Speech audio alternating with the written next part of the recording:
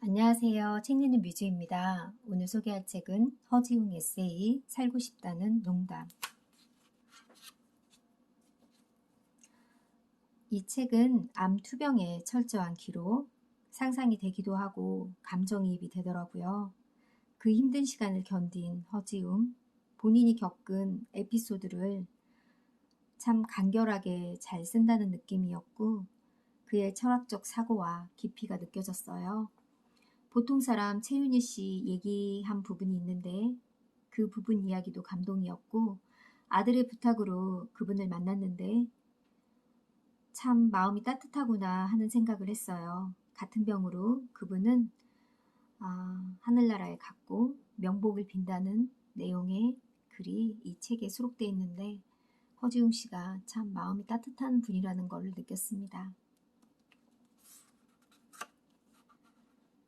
들어가는 글, 내 힘으로 온전히 서서 달리고 있었던 그 최초의 감각을 떠올려 봅시다.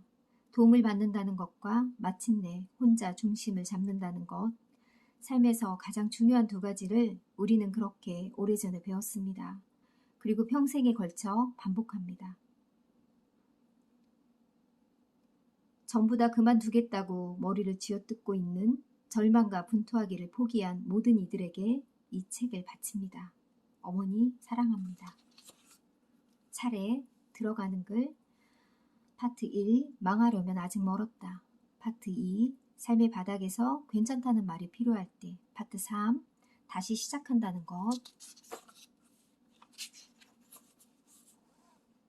망하려면 아직 멀었다. 세 번째 항암 치료를 하고 오늘 밤은 제발 덜 아프기를 닥치는 대로 아무에게나 빌며 침대에 누우면 천장이 조금씩 내려앉았다. 나는 천장의 끝까지 내려와 내가 완전히 사라지는 상상을 했다. 그러면 기뻤다. 가장 힘들었던 그날 밤을 버티지 못했다면 나는 지금 어디에 있을까? 나는 왜 가족에게, 친구들에게 옆에 있어달라고 말하지 못했나? 말했다면 그 밤이 그렇게까지 깊고 이태로웠을까? 나는 언제나 뭐든 혼자 힘으로 고아처럼 살아남아 버텨냈다는 거에 자부심을 느껴왔다. 나는 동시에 누구에게도 도와달라는 말을 할 수 없는 멍청이가 되고 말았다. 우리에게 필요한 건 결론이 아니라 결심이다.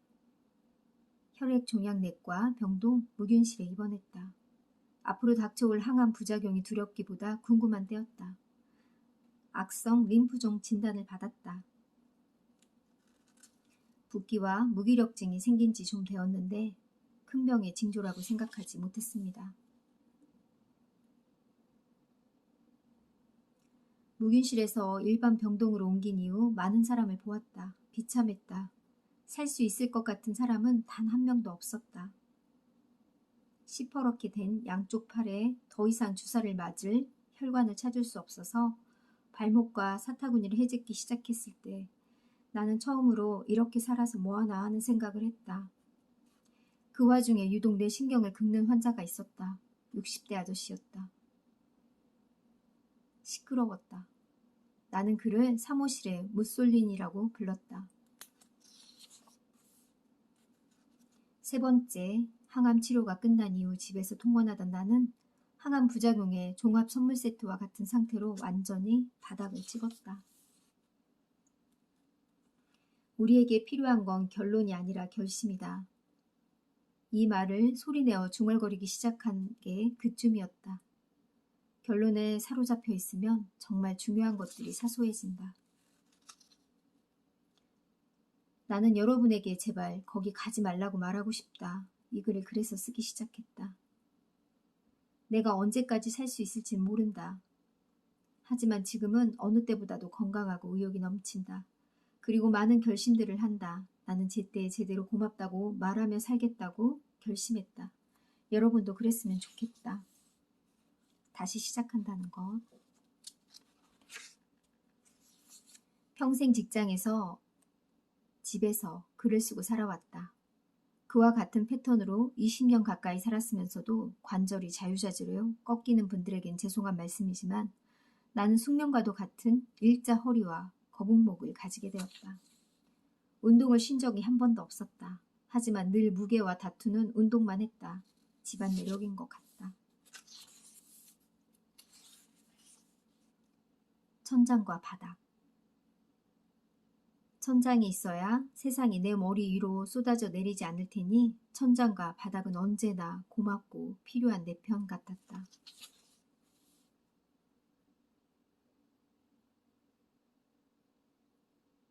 혈액암이고 치료 방법도 같았다. 특정 부위에 암이 있는 게 아니라 온몸에 퍼져 있었다. 그러므로 수술은 불가능하다고 약물로 치료해야 했다. 3차 항암을 마치고 집에 돌아왔을 때 나는 완전히 망가져 있었다. 단 하루만이라도 통증 없이 잘 수 있다면 평생 머리털과 눈썹이 없어도 상관없었다. 해가 지면 더 아팠다. 그러면 마약성 진통제를 먹었다. 내 삶에 고통을 안긴 사람들의 얼굴이 천장에 투사된다. 나를 배신하고 기만하고 속였던 사람들이다. 나는 그들이 내게 암을 심었다고 확신했다. 아침 해가 밝았을 때 나는 거의 죽어 있다.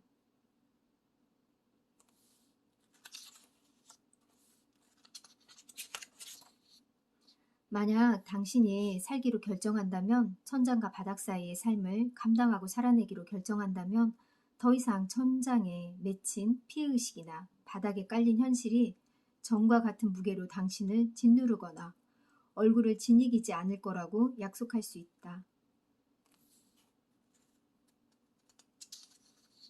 나는 살기로 결정했다. 병과 싸우는 게 거짓말처럼 수월해지진 않았다. 하지만 적어도 전처럼 절망적이지 않았다. 내가 그날 밤에 겪은 일 때문이 아니다. 살기로 결정했기 때문이다. 불행에 대처하는 방법. 요컨대 불행의 인과관계를 선명하게 규명해보겠다는 집착에는 아무런 요점도 의미도 없다는 것이다. 그건 그저 또 다른 고통에 불과하다. 끊임없이 과거를 소환하고 반추해서 기어이 자기 자신을 피해자로 만들어낸다. 내가 가해자일 가능성은 철저하게 제거한다. 당장 이기기 좋은 전략일지 모른다. 그러나 결국 사람을 망친다. 사람의 능력으로 특정할 수 있는 몇 가지 원인을 고치거나 없앤다고 해서 그 일이 벌어지지 않으리라 장담할 수도 없다. 벌어져야 할 일은, 벌어질 일은 반드시 벌어진다.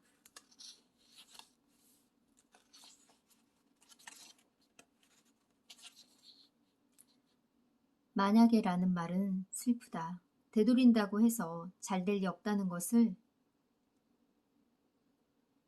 모두가 대책 없이 붙잡고 있을 수밖에 없어서 만약에는 늘 슬픈 것이다.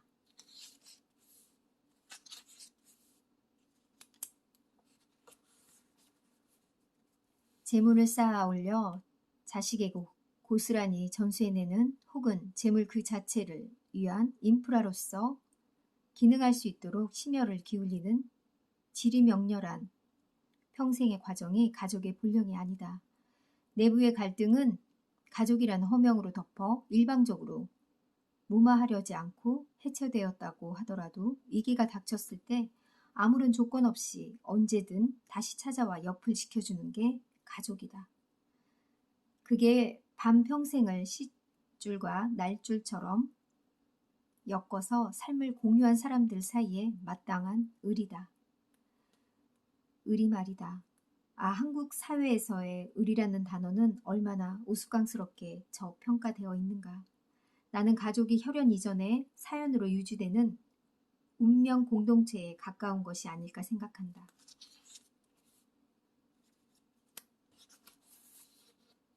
믿지 않고 기대하지 않던 나의 셈은 틀렸다. 이제는 생각이 바뀌었다. 좋은 사람이 생기면 결혼하겠다. 그렇게 친구들에게 이야기를 했다. 돌아온 답변은 예상 밖이었다. 여자도 그렇고 남자도 그랬다. 좋은 변화라고 보는 사람은 없었다. 남자든 여자든 결혼은 무조건 내 손해라고 여기는 게 요즘 추세인 건 알고 있었다. 그렇다고 이렇게까지 격렬하게 반대할 줄은 몰랐다. 우리 병원에 오는 우울증 환자들 가운데 기혼자들의 구할이 배우자 때문에 우울하다. 서울에서 혼자 대학교에 다니면서 하루 3개의 아르바이트를 하는 게 너무 고되었다. 책임지지 못한 건 부모의 사정인데 왜 내가 등록금을, 집세를, 생활비를 모두 혼자 다 감당해야 하는지 알 수 없었다.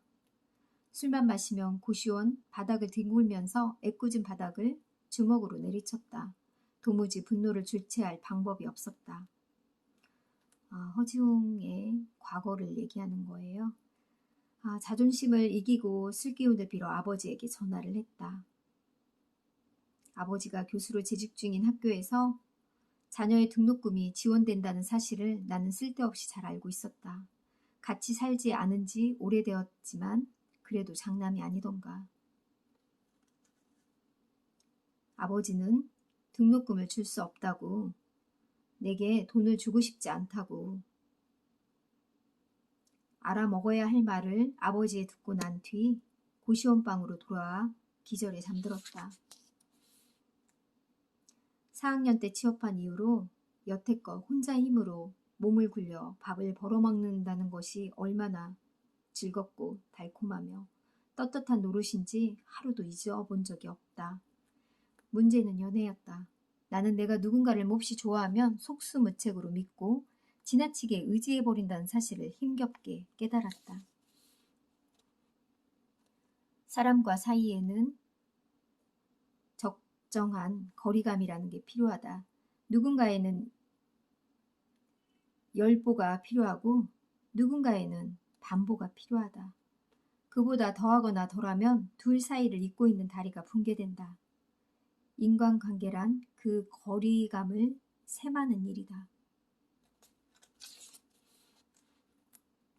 사람 사이의 거리감을 매번 세마는 건 고된 일이다. 그리고 우리는 익숙하고 편한 관계가 되었다고 생각하고 나면 고된 셈 따위에 흥미를 잃어버리기 마련이다.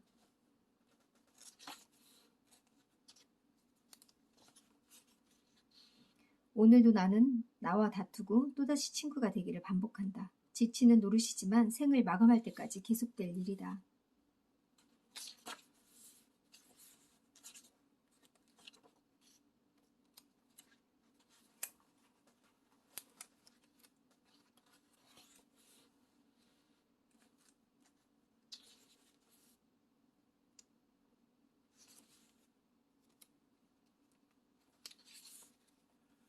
악마는 당신을 망치기 위해 피해의식을 발명했다. 자기 삶이 애틋하지 않는 사람은 없다. 누구나 자신이 오해받는다고 생각한다. 사실이다. 누군가에 관한 평가는 정확한 기준과 기록에 의해 좌우되지 않는다. 평가하는 사람의 기분에 따라 결정된다. 맞다. 정말 불공평하다. 이와 같은 현실을 두고 누군가는 자신을 향한 평가로부터 스스로 분리시킨다. 말처럼 쉬운 일은 아니다. 자신이 할 수 있는 일을 묵묵히 한다. 반면 누군가는 끝내 평가로부터 헤어나오지 못하고 자신과 주변을 파괴한다.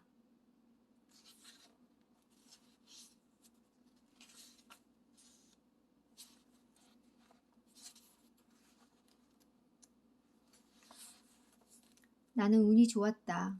객관화할 수 있는 능력을 빨리 기를 수 있었다. 피해의식이 느껴지고 분노가 치밀어 오를 때마다 나는 닉슨을 떠올린다. 닉슨의 노력과 선량함을 떠올린다. 그런 훌륭한 가능성을 가졌던 사람을 완전히 망쳐버린 피해의식에 대해 마지막으로 떠올린다. 그리고 경계한다. 피해의식은 사람의 영혼을 그 기초부터 파괴한다. 악마는 당신을 망치기 위해 피해의식을 발명했다. 결코 잊어서는 안 된다.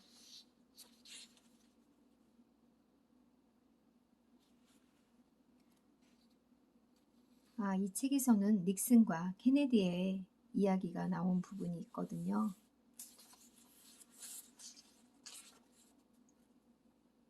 스스로 구제할 방법을 찾는 사람들에게 누구도 내 말을 믿지 않고 들으려 하지 않고 나와 어울리려 하지 않을 때 그럼에도 불구하고 도움이 필요하다면 우리는 어떻게 해야 할까? 방도가 없다. 내가 나를 구해야 한다.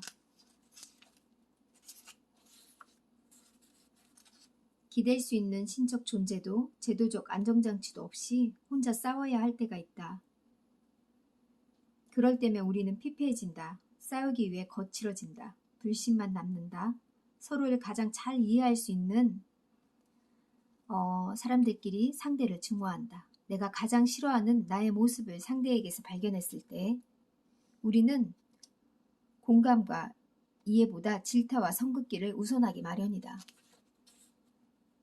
삶의 바닥에서 괜찮다는 말이 필요할 때 누군가 내게 질문을 해왔다. 지금이 밑바닥이란 걸 어떻게 알 수 있나요? 나는 대답했다. 더 이상 자존심이 상하지 않을 때가 밑바닥인 것 같습니다. 거기에 이르고 나면 여기서 더 망해봤자 크게 달라진 것도 없으니 생존을 위해 어떤 노력이라도 할 수 있는 몸 상태가 됩니다.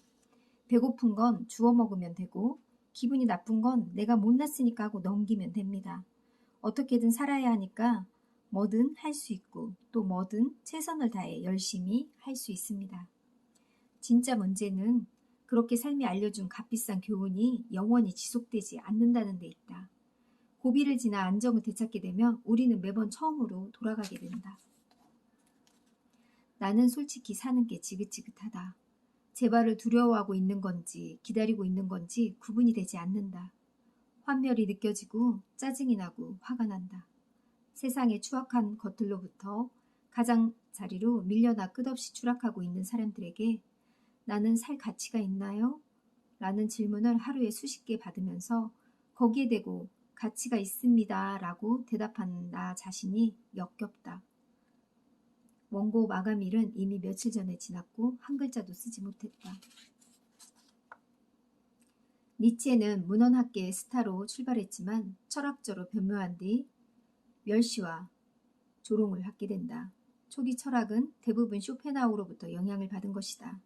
쇼펜하우의 삶은 고통이다. 빠져나올 방법이 없는 고통이다. 칸트가 물 자체라고 불렀고 쇼펜하우가 의지라고 불렀던 세계의 진실에 닿기 위해 쇼펜하우는 해탈을 요구했다. 더 짧게 말하자면 우린 안 될 거야. 니체는 쇼펜하우어와 바그너를 열렬히 사랑했음에도 불구하고 내심 연쇄주의를 혐오했다. 그는 이를 극복할 방법으로 고심하는 중이었다. 그러던 어느 날 지옥과도 같은 사랑의 운명이 니체를 습격했다.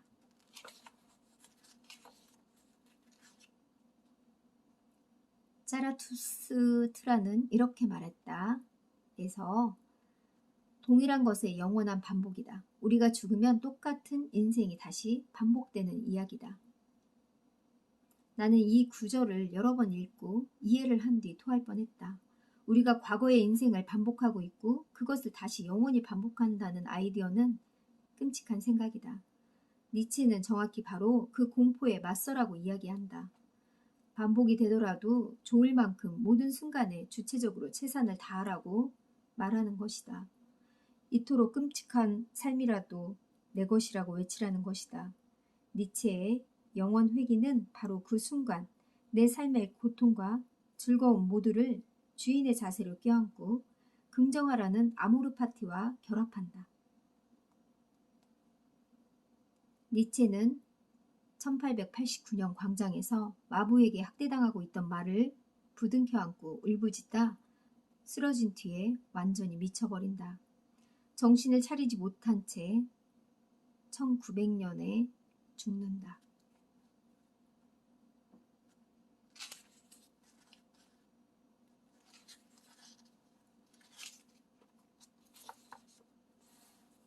바꿀 수 있는 용기와 바꿀 수 없는 것에 대한 평정. 정말 바꿀 수 없는 건 이미 벌어진 일들이다. 내가 한 말과 행동, 선택으로 인해 이미 벌어진 일들이 말이다. 바꿀 수 없는 것이 존재한다는 건 인간이 겪을 수 있는 가장 큰 고통 가운데 하나다. 그러나 끝내 받아들이지 못하거나 너무 늦게 인정하면 삶이 파국으로 빠지는 걸 막을 수 없다. 오스카 와일드 경우를 보자. 1890년대 오스카 와일드의 해였다. 1888년 행복한 왕자, 1891년 도리언 그레이의 초상을 썼다. 같은 해 말에는 살로메라는 작품을 완성했다. 그는 작품 속에서 사회적 책임과 윤리로부터 괴리된 아름다움이 얼마나 추악하신 거에 관해서 늘 피력했다. 알프레드 더글라스는 21살의 옥스퍼드 대학생이었다. 오스카 와일드는 사랑에 빠졌다.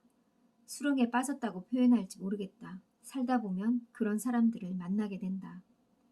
그런 사람을 만나면 반대 방향으로 있는 힘껏 도망쳐야 한다. 알프레드가 그랬다. 속물의 사치가 심했고 오스카가 멀어지려고 하면 자살하겠다면서 상대방의 마음을 가지고 놀았다. 오스카 와일드는 빈털터리가 되어가면서 그런 그를 사랑했고 동시에 빠져나오고 싶어했다. 그런 와중에 알프레드 큰 형이 자살했다. 동생의 관계가 발각되는 것이 두려운 탓으로 자살을 했다고 합니다. 아버지 퀸즈베리 후작은 막내마저 동생의 문제로 이룰 수 없다는 거를 표면적인 이유를 들이대고 당대의 슈퍼스타 오스카 와일드를 동성애 혐의로 고발했다. 알프레드는 사이가 좋지 않은 아버지를 공격하기 위해 또 오스카를 이용했다. 알프레드에게 설득당한 오스카 와일드는 퀸즈베리 후작을 맞고소했다. 이 재판으로 이 송사에 오스카 와일드는 패소했다. 영국의 모든 극장과 서점에서 오스카 와일드의 흔적이 지워졌다. 그는 파산했고 2년 동안 수감됐고 중노동으로 시달렸다. 이 기간 동안 알프레드에게 보낸 편지를 모은 시면으로부터를 보면 불과 몇 년 전까지 지구 위에서 가장 반짝거리고 있는 인간이었는데 오스카 와일드가 어떻게 말라 죽어가고 있는지 생생하게 드러난다. 사람을 잘못 만나 이렇게 큰 시련을 겪은 오스카 와일드 이야기를 많은 생각이 들게 하네요. 그는 완전히 망가졌다. 뒤늦게 삶에 겸허해졌지만 이미 삶 자체가 사라지고 없었던 것이다. 오스카 와일드는 3년 후 죽었다. 죽기 전에 왜 더 이상 글을 쓰지 않느냐는 질문에 그는 이렇게 말했다. 나는 삶이 뭔지 모를 때 글을 썼습니다. 이제는 그 의미를 알기 때문에 더 이상 쓸 게 없습니다. 삶은 글로 쓸 수 있는 게 아닙니다. 그저 살아내는 것입니다. 나는 삶을 살아냈습니다. 바꿀 수 있는 걸 바꿀 수 있는 용기를 가진 인간을 니체의 언어로 바꾸어 말하자면 그것은 이버맨쉬일 것이다. 한때 초인으로 번역되었으나 이제는 극복하는 인간 혹은 그냥 이버맨쉬라고 이야기한다.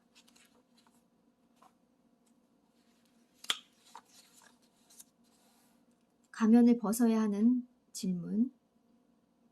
상황에 맞는 가면을 쓸 줄 아는 건 소중한 능력이다. 입만 열면 언뜻 듣기에 근사하거나 쌀로 밥 짓는 하나하나마다 이야기를 늘어놓으면서 행동은 개차반인 사람이 있죠. 그게 가증스러웠다. 거친 사람이든 유약한 사람이든 교양 있는 사람이든 천박한 사람이든 상관없다. 일관성만 있으면 된다. 사람은 다양하니까. 그런데 왜 말과 행동이 다르냐는 것이다. 참을 수가 없다. 시간이 흘렀다. 나는 더 이상 그렇게 하지 않는다. 실명으로 쓰고 싶지 않는 이야기는 그냥 쓰지 않는다. 내용만큼이나 태도도 중요하다고 생각한다. 옳다고 생각하는 것을 위해 선언을 해도 좋고 맹세를 해도 좋으며 실험을 해도 좋다. 현실에서 슬픔을 나누면 약점이 된다. 옳다고 생각하는 걸 실험하기 위해 실명으로 자기 삶을 공유해서는 안 된다. 사람들은 아프기 전과 후가 내가 다르다고 말한다. 나는 뭐가 달려졌는지 조금도 모르겠다. 나는 언제 재발할지 모르고 재발하면 치료받을 생각이 전혀 없다. 항암은 한 번으로 족하다. 그래서 아직 쓸 수 있을 때 옳은 이야기를 하기보다 청년들에게 실질적인 도움이 될 수 있는 말을 남기고 싶다. 그러니까 그 가면을 버려서는 안 된다. 때와 장소에 알맞은 가면을 가려 쓸 줄 안다는 건 돈을 주고도 배우기 어려운 능력이다. 전혀 중요하지 않은 사람들 앞에서 본연에 있는 그 강대로 강박적으로 드러내서 오해와 구설수를 살 필요가 없다. 별난 사람을 취급받을 이유도 없다. 가면을 쓰는 건 부끄러운 일이 아니다. 더 오래 버티기 위해서 그러는 것이다. 그리고 가장 중요한 것, 가면 안에 내가 탄탄하지 못한다면 가면을 쓰든 안 쓰든 아무 차이가 없다. 부디 청년들이 버거운 원칙이나 위약으로 스스로를 궁지에 몰지 않기를 바라며 이 글을 쓴다. 불행을 동기로 바꾼다는 것, 배우자 때문에, 연인 때문에, 돈 때문에, 배신 때문에, 병 때문에 도무지 벗어날 수 없는 고통을 겪고 있는 호소와 같은 질문을 듣고 있으면 그래서 참담해진다. 나는 모른다. 나는 고통으로부터 당신이 당장 벗어날 수 있는 방법에 대해 알지 못한다. 도대체 그런 방법이 존재하는지조차 모르겠다. 젊은 날의 나는 되게 불행했고 앞으로도 불행을 떨쳐낼 수 없다고 생각했다. 행복하다고 싶다는 마음에 잠식되고 싶지 않았다. 나는 너무 오랜 시간 동안 불행에 시달린 이들이 어떻게 망가지는지 알고 있었다. 피해의식은 사람을 괴물로 만든다. 상처는 상처고 인생은 인생이다. 상처를 과시할 필요도 자기 변명을 위한 핑곗거리로 삼을 이유도 없다. 다만 짊어질 뿐이다. 물론 사랑으로도 살 수 있겠지만 그건 여건이 되는 사람에게 허락되는 것이다. 버티는 삶에 관하여 중에서 이와 같은 해법 놀랍게도 내게 잘 통했다. 내가 세상에서 가장 불행하다는 건 어떤 의미에서 내가 가장 행복하다는 말보다 더 큰 오만이다. 어떻게 대처할 것인지 생각하려면 객관화가 필요하다. 특히 젊은 날은 객관하기 어려운 시기이다. 내게 고통을 호소하는 이들의 대부분이 가족으로부터 이러한 경험을 하고 있다. 내 앞에 불행을 이기는데 최소한의 공간적, 시간적 거리두기가 필요하다는 것이다. 자기 객관화가 가능하도록 마음의 여유를 가능한 빨리 회복할 수 있는 방법을 찾아야 한다는 것이다. 희망이 없다, 운이 없다. 그런 식의 말로 하루를 점치지 말라. 부디 나보다 훨씬 따뜻하고 성숙한 방식으로 타인의 불행에 공감하며 함께 내일을 모색해 나갈 수 있는 어른이 되길, 그리고 행복하길.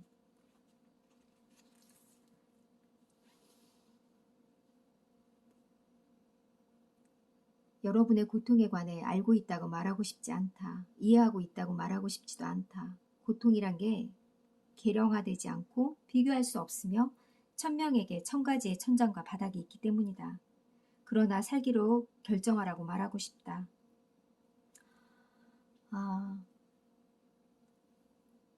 누구나 사람마다 상처와 고통은 정말 어느 기준에 딱 정해진 게 아니고 사람마다 다 다른 것 같아요. 이 책을 읽고 저의 상처와 아픔의 고통 이런 생각도 해봤는데 정말 뭐든지 마음먹기 나름인데 이렇게 한 번쯤 크게 아프고 나면 정말 생각들이 많이 달라지는 것 같아요. 제 주변의 친구들도 아픈 뒤로 생각이 많이 바뀌고 마음을 내려놓는 그런 친구들도 많이 봤거든요. 이 책이 조금이나마 위안이 되고